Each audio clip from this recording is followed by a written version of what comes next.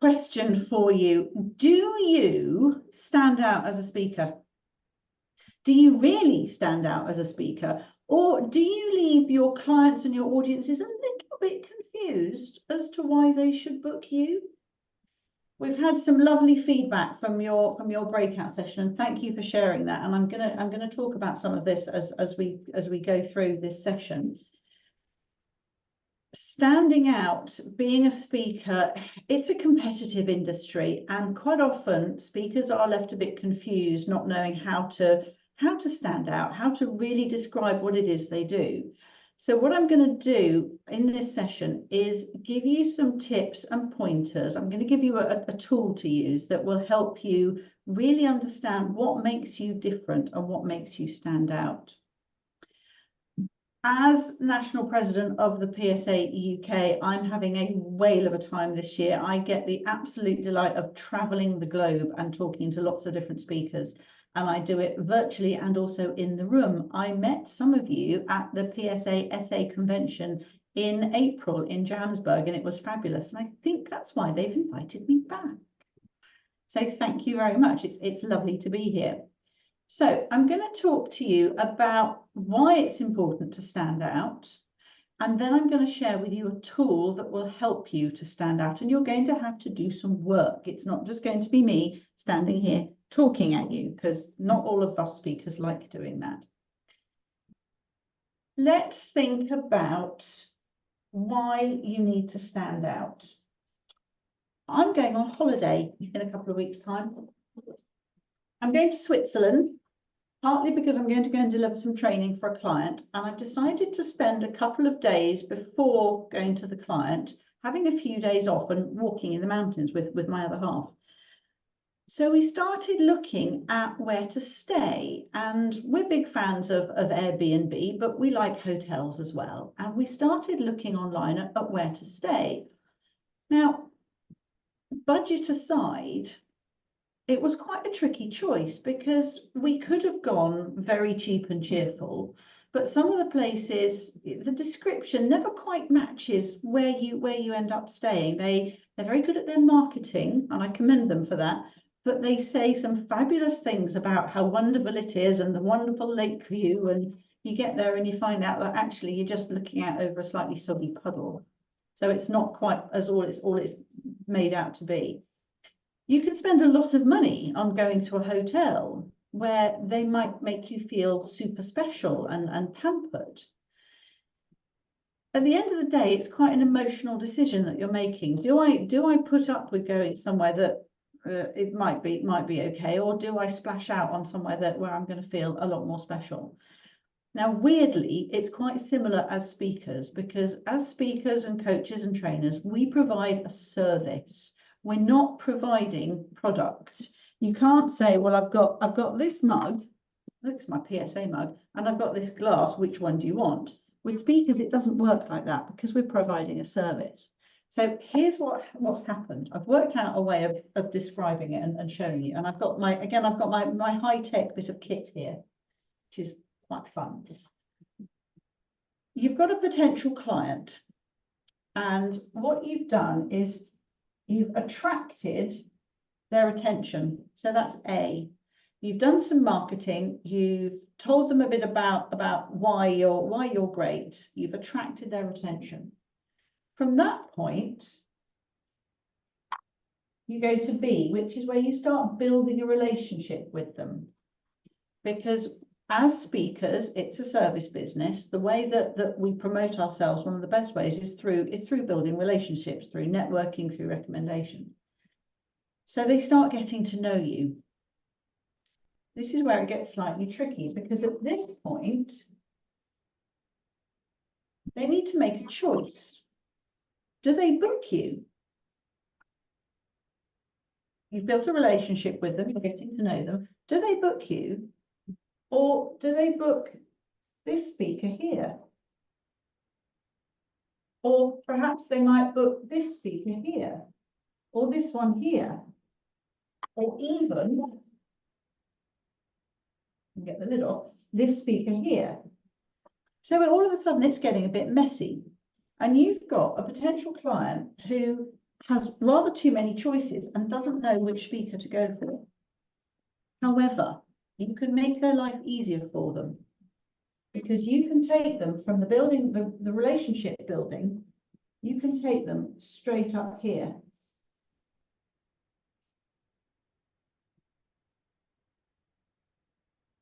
And you can show them what makes you stand out, what makes you different from all of this messy crowd down here. You can show them what makes you a bit of a star up here. So this is why it's really, really important that you know how to stand out. Now, I'm going to go back a page, back to the previous slide. It was really interesting listening to what you said. And a lot of this I was expecting, and some of it I wasn't. So there are some interesting ones on here. Now, what I noticed with this is that a lot of us could say a lot of this. I know a lot of speakers who are entertaining. I know a lot of speakers who spend time connecting with their audience. I know a lot of speakers who use empathy and authenticity and who are thought-provoking. What that means is that not much of this really makes you stand out. And the reason is because there's no emotional connection between what you say and what the client, what the audience and what the booker actually wants to feel. 9 years ago, I started doing some research into what makes speakers stand out, because I realized that a lot of speakers were saying a lot of this, and there's some really nice information here. So it's whatever you shared in your breakout rooms, keep hold of that, but what we can do is expand on it. But what I found is that a lot of speakers are saying the same thing. So we've got somebody who said, I think it was Roger, who said he's been doing it for 45 years. That's fabulous.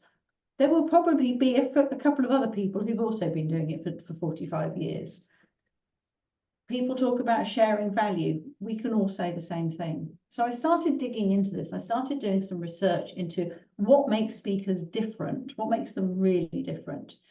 And what I realized was that what actually makes speakers different, one speaker different to another, is the way in which we connect emotionally with the person who is booking us. Now, the thing here is that it's not about how we feel, it's about how they want to feel. And this is a bit of a mindset shift that some people struggle with. So it's not about how I feel as a speaker on stage. It's about how my audience wants to feel, or about how the person who's booking me wants to feel. So this is just something to get to grips with. I know as speakers, we love the idea of I'm the most important one, I'm on stage, but actually it's the audience who is really, really important. So I did some more digging, and I identified 5 different strategies that are all about the emotional connection that we can make with clients and with audiences. I'm going to talk through them. And then I'm going to make you do some work. So pay attention. Okay. So I have called these the standout strategies. You see the top there? Yep, stand.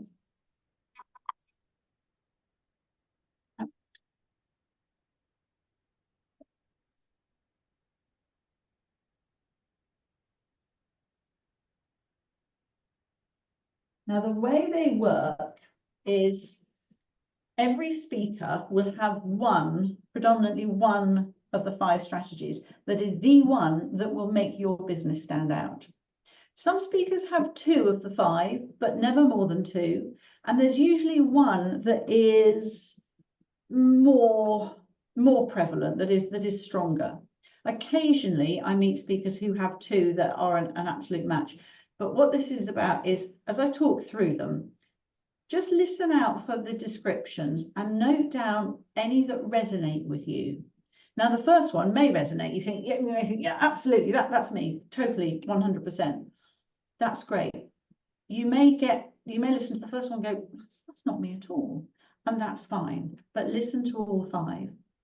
When I've talked through them, I'm going to show you a way. And actually, some of you who have already gone and done this, you've done this on my website. And some of you are going to find out your results this evening. So let me talk through. I should have getting excited. let me talk you through the first, or the strategies. And I should have said, by the way, if you have any questions, do pop them into the chat, because I can see the chat, or wave a hand or a flag or a woolly hat at me. Yes, I have noticed the woolly hats. There is a story behind that. We might come to that later. Okay, strategy 1 is called certainty.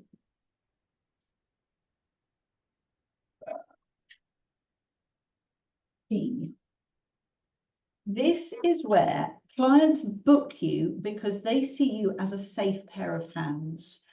They know, they want to feel safe, secure, looked after. They want somebody who is going to deliver clarity and confidence. My clients book me because of this strategy. It is the least exciting and it's the least sexy of the 5, and I don't mind because I find it the easiest. My clients know that I'm going to turn up normally in a dress and a pair of boots, which is why boots were mentioned earlier.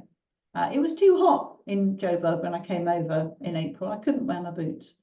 But my clients know that when they work with me, they will get clarity around their marketing messages, and they'll get confidence to speak their message and to share it. They know that I'll take responsibility and I'll look after them. So that's what I use in my marketing. So that's certainty. Number 2 is called connection.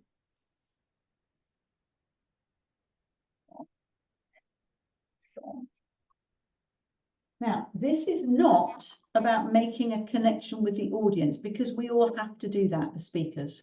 If we stand on stage and we don't emotionally connect, it ain't going to work. This connection is about bringing people together.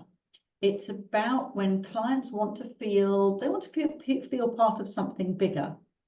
My favorite example at the moment of connection, actually, I keep seeing it, and I keep seeing it in speaking associations. And I see it all around the world in the different associations that I'm visiting and speaking to. In the PSA UK, we use connection to promote the association because it's people coming together. I was chatting on Zoom to a brand new member earlier today, and she came to, we had our one-day conference in London in April, and it was the very first time she'd been to a PSA event. And she said to me on the Zoom call, she said, I felt at home. I felt like I'd come home to my family. Oh, that really got me. So, and I think from what I've seen with PSASA, you're the same. It's about bringing people together as a family, a support unit. I don't see it that often with speakers. I do see it sometimes, but this is what this connection is about. The third strategy is called contribution.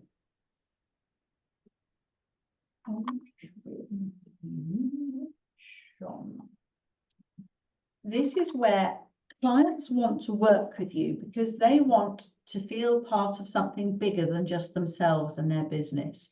They want to pay it forward. They may be very involved in charities or philanthropic areas.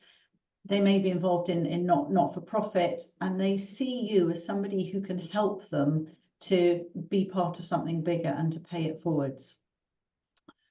Charities use this very nicely when they get their marketing right. And it's about a charity not just saying, give me some money. It's about a charity saying, if you make a donation, you can help us do X, Y, Z. 2 years ago, a good friend of mine, Sue, was diagnosed with quite serious bowel cancer. And there's a charity, I don't know if it's just in the UK or not, called Macmillan Cancer Care. And Macmillan send trained nurses to support people living with cancer. And they also provide a lot of support to their families. And every year in the UK, there's something called the Macmillan Coffee Morning, and it's run at the end of September. And my friends and I found out about 2 months before this that Sue was quite ill. And so we said, right, we're going to do a coffee morning. And we raised quite a lot of money. We raised even more because we did it again last year. But Macmillan have been great because they didn't just say, please send us some money. They said, run a coffee morning, invite your friends. The whole village turned out. Sue's quite well known, so lots of people came and sat around and chatted and drank coffee and tea and ate cake, and we had people turning up selling homemade goods and all sorts, and it was a really fun event. So people didn't just donate money, they got something out of it, and that's what contribution is all about. Imagine that this is a purple pen. I need to get a purple pen. The fourth strategy is growth.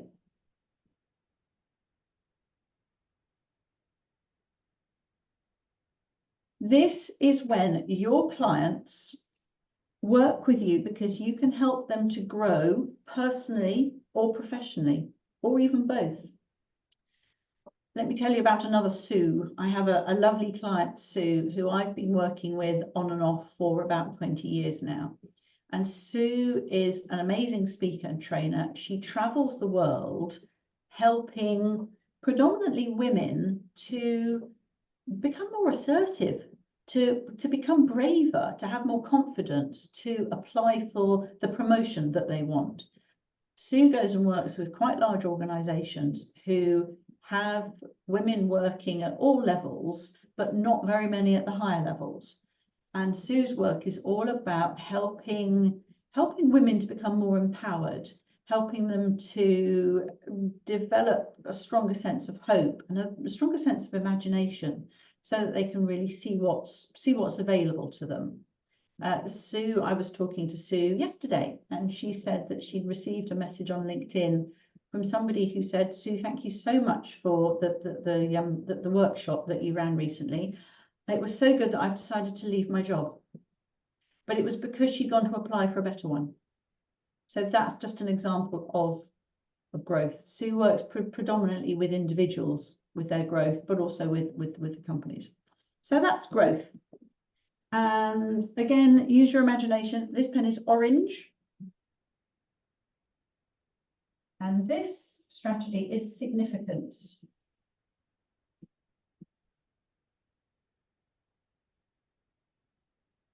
Significance is where you work with clients because they want to feel seen and heard. They want to make a bigger impact. They want to stand out. Oh, I'm going to do another Sue, although this is Susan. About a year ago, 18 months ago, I had back surgery, and it wasn't planned. And all of a sudden, I found myself at the point where I couldn't move very much, and I could sort of do this. And I used to bounce around on stage. I would race up and down, mostly because I was too nervous, actually. But my friend Susan is a fabulous coach and trainer. She used to be an opera singer. So she understands how to help people stand on stage and create impact. And Susan's taught me something called diva feet, which I can do even when I've got my high heel boots on. It was all about standing still, having more presence, being able to turn my body as much as I could and use my hands and my vocal variety and my facial expressions, so that I could still go on stage and I could still speak. What I love about Diva Feet is I've carried on doing it. Even on stages now, I don't pace up and down, I stand still. So Susan uses significance to promote her business. Okay, I'm going to take a quick slurp of water. I'm going to check the chat. How are we doing? Do we have any questions at this point? Anyone not sure about any of this? Unmute yourself and shout questions at me, or wave a hand and we'll discuss it. I've got a question, Chantal. Yeah. So it's pretty funny that you mentioned that certainty is the most boring one or the most unexciting one. Yeah. But I have a specific question about that one. Mm-hmm. Would you say, or rather about all of them, I want to see if there's applicability to all of these. Mm-hmm. Would you say that certainty is more about teaching that particular quality be applied to all 5 of these? So can you teach or transmit knowledge or insights in all 5 of these categories, or is it only applicable to one specific one? Most speakers will have one of these that they connect with most. If you try to use all 5 to promote your business, you will confuse your clients. So if you say, you know, if I say to my clients, I will deliver what you're expecting of me, I will turn up on time, I will give you the clarity and the confidence and the reassurance that you want, they like that. But if I then say, oh, and by the way, I'll really help you grow your business too, I'll help you feel empowered and inspired and motivated, they're going to get confused.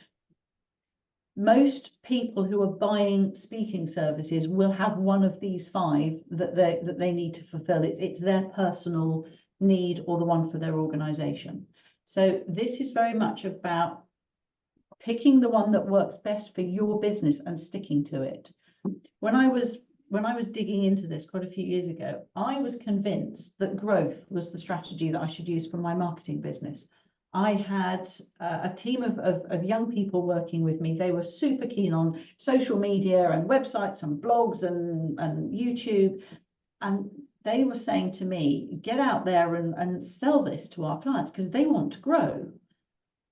And I started noticing that some of our clients weren't very happy. So I did the really old-fashioned thing and I picked up the telephone and I spoke to some of them.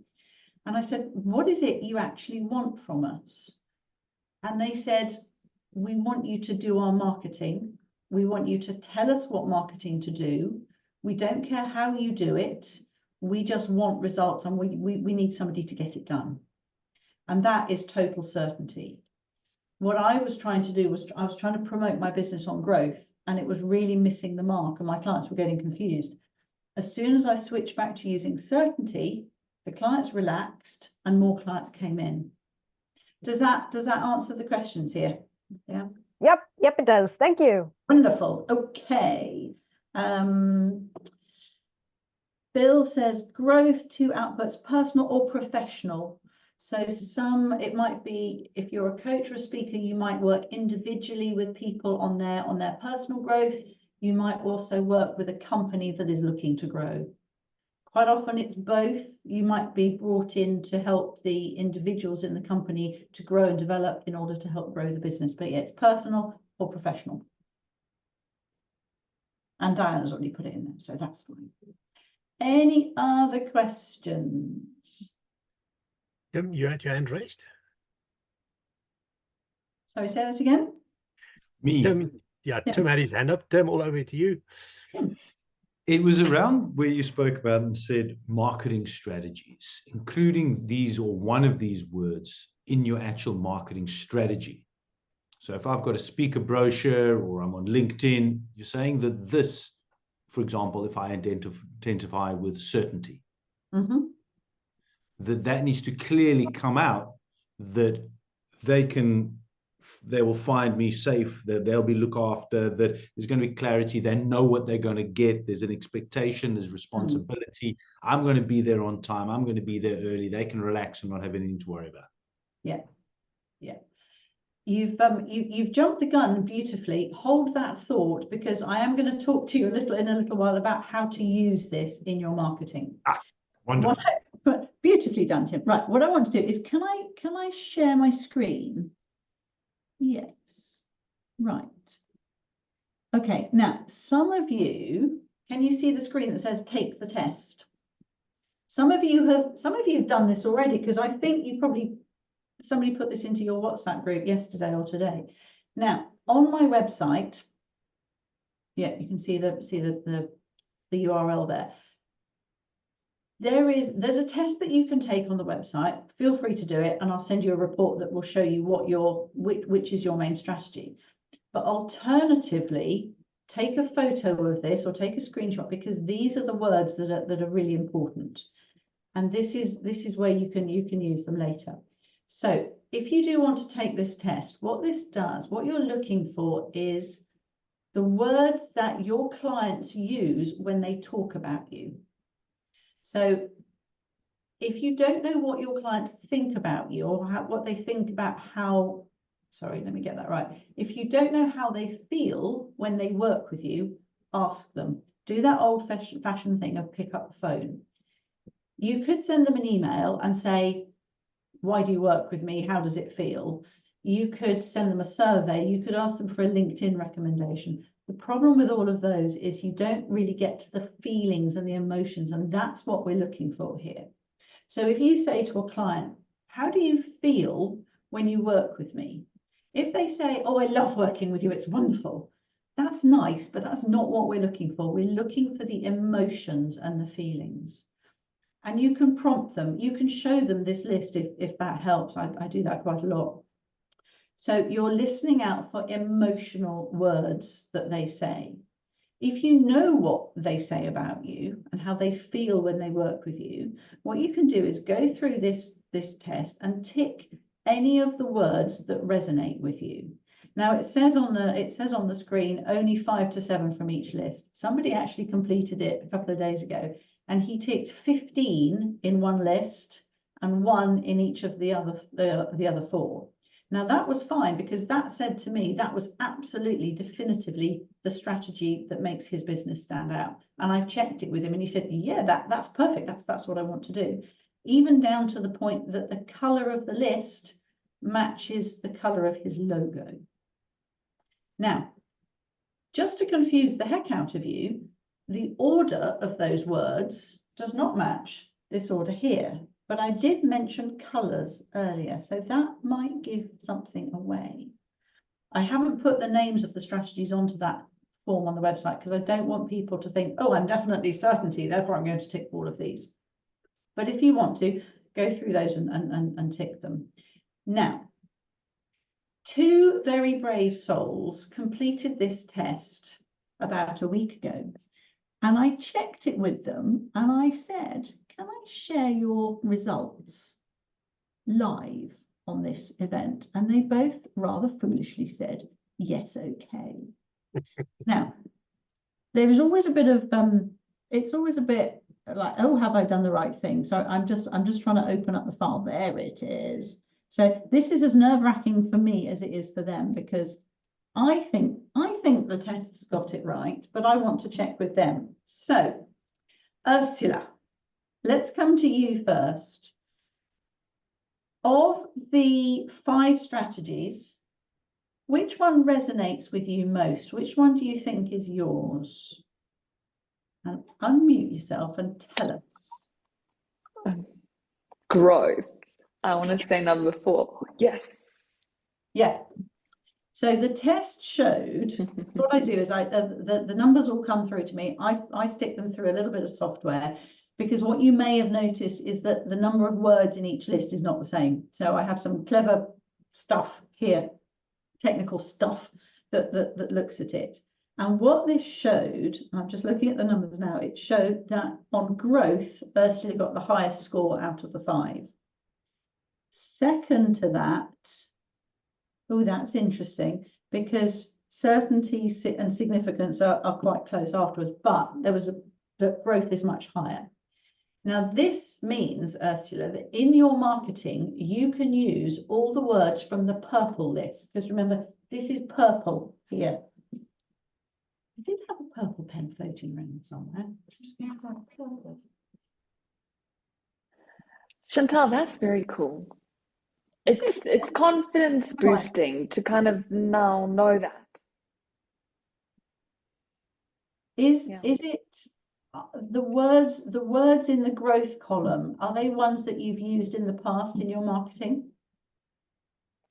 I would have to go look at the growth. I don't have this in front of me right now, but I've been using the word growth in my talks and it's been a theme. So this is kind of nice it's a nice confirmation. Okay. And from what I know about you, because when I was at the PSASA convention in April, I attended Ursula's workshop, which was all about vocal warm-up. She had us, while you were in breakout room, she had us breathing and all sorts. And I've also realized that my best warm-up is take the dog for a walk before coming online.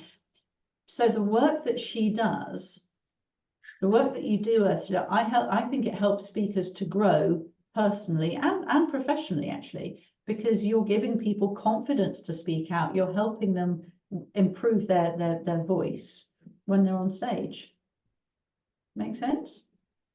There we go. Okay, we've got one good one so far. Thank you for being brave enough to share that with us, Ursula.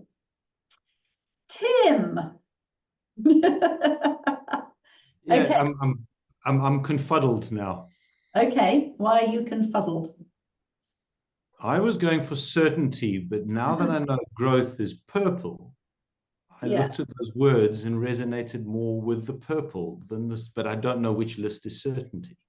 So I'll stick to certainty because that's the one that resonated with me when you first went through. I'm sorry, I have to do this. My technical department has just bought me some props. If any of you are wondering about woolly hats, just ask Ursula and Tim because they know all about it. So, okay, so what is it about certainty, Tim, that resonates with you? Why certainty? Clarity, confidence, looked after. I look after the organizer. You're going to get very responsible. You know what you're going to get. I am going to deliver exactly what you're expecting that you're going to receive. Mm-hmm. And more. Okay. Your scores, Tim, show that you are massively high on certainty. Ah! Take that one off. So you're absolutely right. This is what I love about this test and this work. It doesn't often go wrong. Please prove it wrong. Please go and try and break it. Okay. So looking at your numbers, Tim, yeah, certainty is way higher than anything else. I'm going to share my screen again so that you can see the words. Okay. So blue list, Tim, the one on the right hand side, whereas Ursula is growth, she's purple. Now there may be words in other lists that you think, yeah, my clients say that about me as well. You know, my clients do tell me that I challenge them. They feel challenged when I work with them. I'm very bossy. I tell them what to do. But mostly for me and my business and my speaking, it's the words on the blue list. So those are the ones that I use in my marketing. You'll also notice that some of the lists have the same word in them, and that's done on purpose, just to see what happens. Because if you tick appreciated in orange, you should also tick it in red, because if your clients say they feel appreciated, then they're there. So that is done on purpose. Okay, so we've talked about the importance of standing out through building stronger emotional connections with your clients. And one way you can figure out which is the right strategy for you and your business is go and take the test. Also, speak to your clients, ask them how they feel about working with you, how they feel when they work with you and afterwards. What feeling are they left with? Something else I should point out here, we cannot make anybody feel anything. So I can't make my clients feel safe or secure. It's how they feel when they work with me. So that's something important to remember. And if you find that you're trying to make your clients feel something, like years ago, I was trying to make my clients feel inspired and motivated by all this marketing. That's not how they wanted to feel. So I could have changed my market completely and gone after people who wanted growth, but actually it was easier to stick with certainty because that worked for me. The third thing to do is look at using these words in your marketing. All of the ideas that you shared earlier, I see those more as features of what you do. So when you were talking about humor and entertaining, lots of lovely words there. Keep them, use them in your marketing, but now add in words from your column. So if your strategy, if the one that makes you stand out is certainty, it's blue, look at how much where you can put these words. Weave them into your website, weave them into your LinkedIn profile, talk about them in videos, talk about them in pitches. Oh, Trudy, here we go, because you've got the 60 seconds next time, haven't you?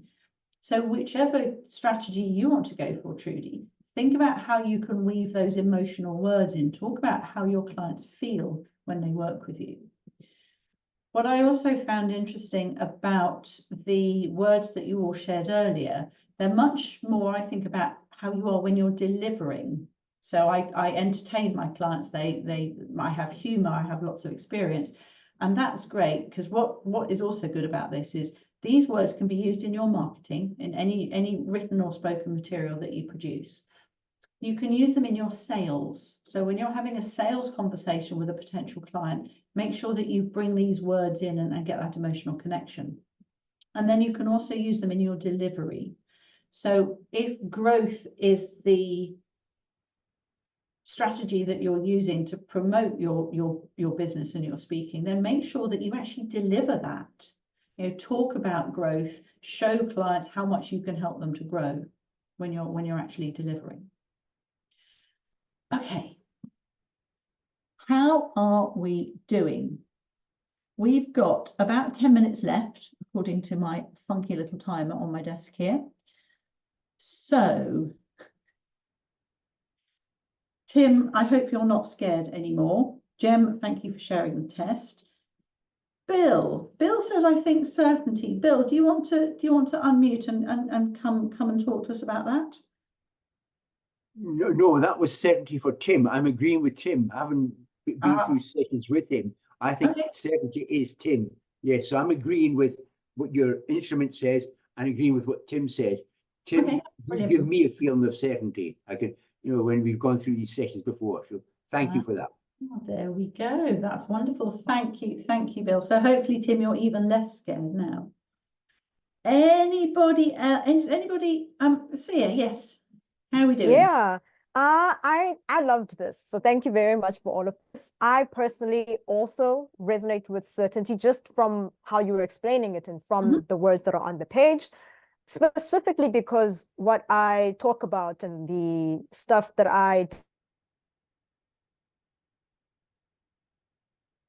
Oh, she's gone again.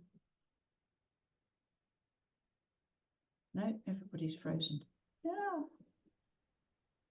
No, we're good. We're good. It's just It's just Sia, isn't it? There's not a lot of certainty on her connection right now. That's the only challenge. There. Yeah, Okay, sorry. I heard that, Henny. Thank you very much. I caught that. But yes, my comment was that I resonate with certainty, but specifically because in the work that I do, the thing that I'm doing is new, mostly because I created it from my own insights. A lot like how you designed this tool. Yes. So my clients, or the thing that I imagine that my clients would want to feel when faced with something that they don't know, they want to feel taken care of. They want to feel like the footing underneath them makes sense.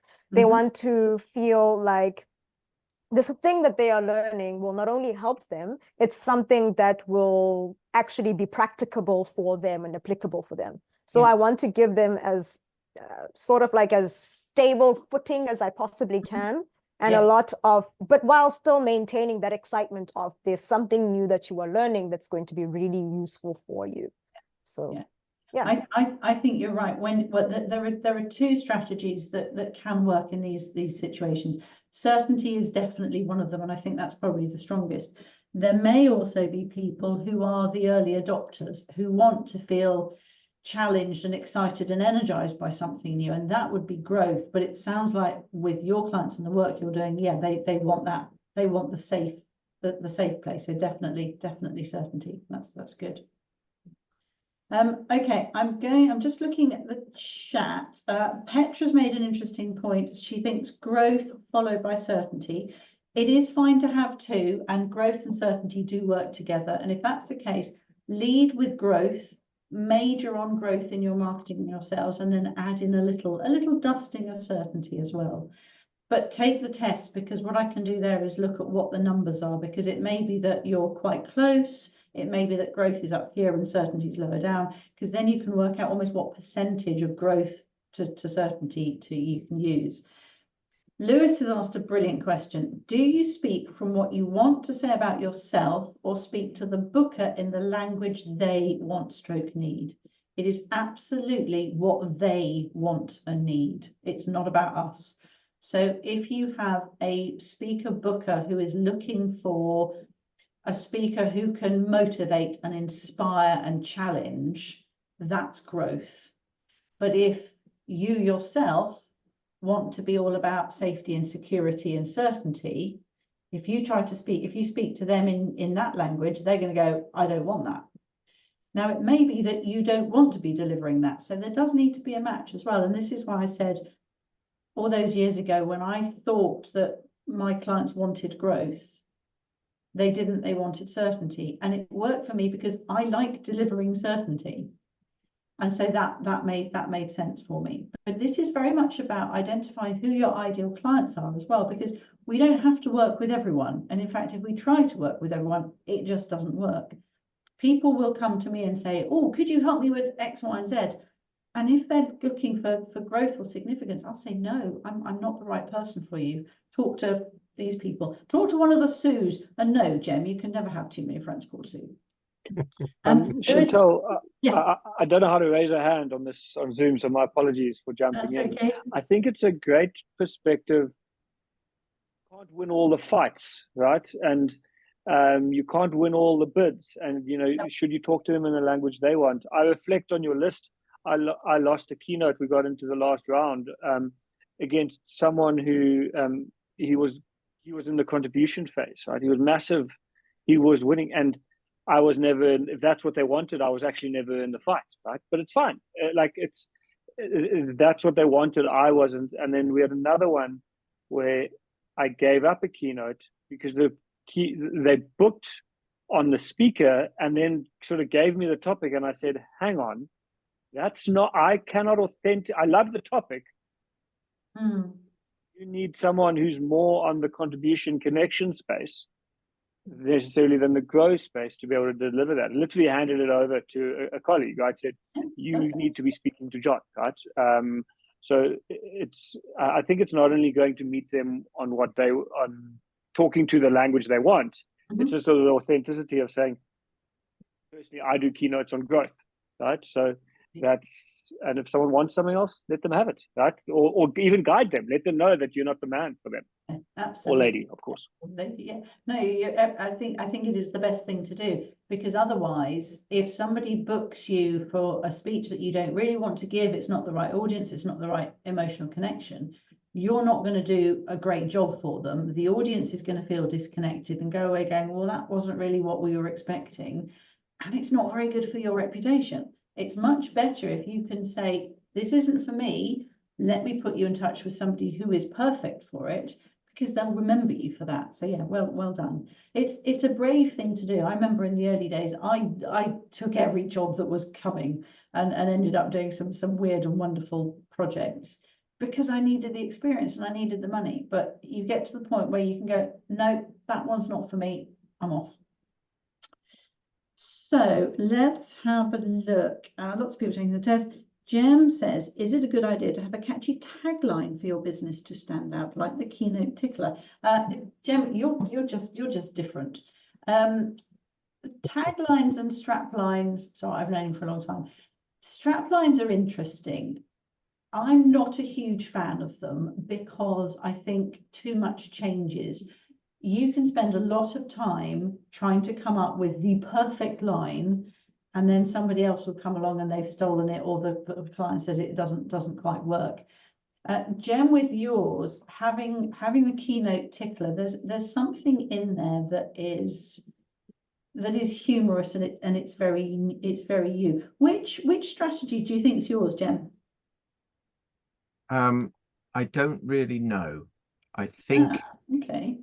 I honestly don't know. I don't think it's growth. I think it might well be the orange one. What was that? Yeah, significance. Right. Yeah. I think that's it. I don't think I've ever been much of a growth person. I'm 5'8". You know, I've never been very tall. No.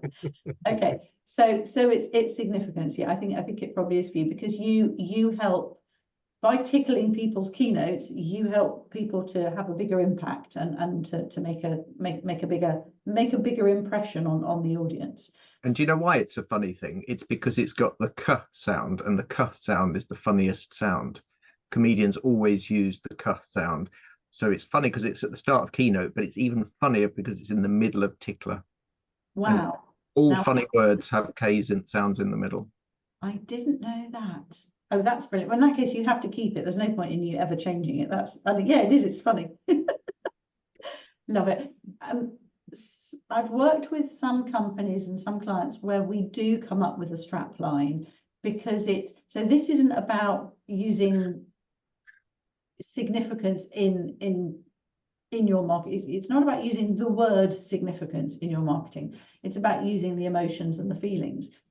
But Jem, I think you've been using Keynote Tickler for a long time, so I wouldn't change it. If any of you need a better way of describing what you do, then yes, have a think about a tagline, a strap line. If you can weave some emotion into it, then that's great. I'm not a huge fan of people calling themselves the something or other, but ask me separately about that. So, right, I've got about 35 seconds left. Any other questions?